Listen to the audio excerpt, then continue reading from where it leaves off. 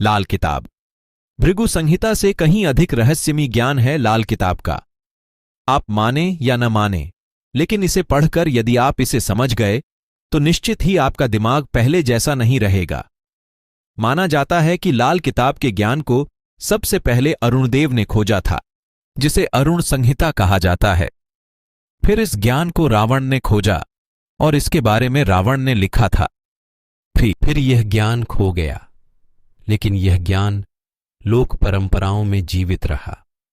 कहते हैं कि आकाश से आकाशवाणी होती थी कि ऐसा करो तो जीवन में खुशहाली होगी, बुरा करोगे तो तुम्हारे लिए सजा तैयार करके रख दी गई है। हमने तुम्हारा सब कुछ अगला पिछला हिसाब करके रखा है। उक्त तरह की आकाशवाणी को लोग मुखाग्र याद करके पीढ़ी दर पीढ़ी सुनाते थे।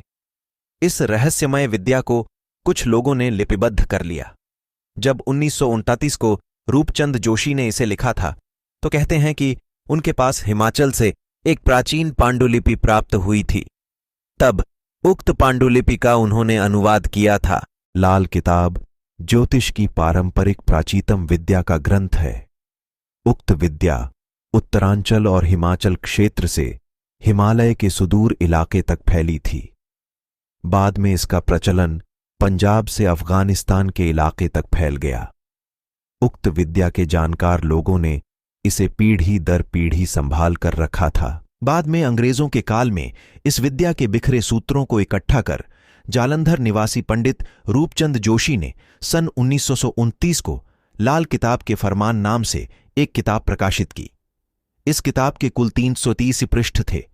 बाद में इस किताब का नया संस्करण 1940 में 126 पृष्ठों का प्रकाशित हुआ, जिसमें कुछ खास सूत्रों को ही शामिल किया गया माना जाता है। इस कारण ज्योतिष के कई प्रचलित और स्थानीय शब्दों की जगह इसमें उर्दू फारसी के शब्द शामिल हैं, जिससे इस किताब को समझने में आसानी नहीं होती।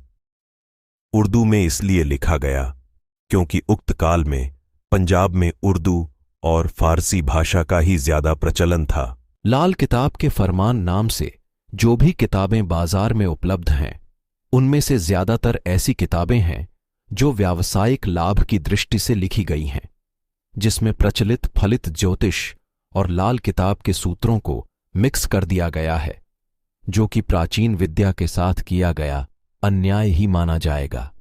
जिस ज्योतिष ने लाल किताब को जैसा समझा उसने वैसा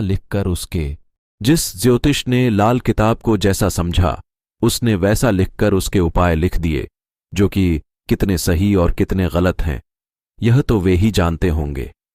अब जब कोई ज्योतिष लाल किताब के मर्म को जाने बगैर उसके उपाय बताने लगता है तो यह उसी तरह है कि डॉक्टर हुए बगैर कोई व्यक्ति गंभीर बीमारी का इलाज करने लगे।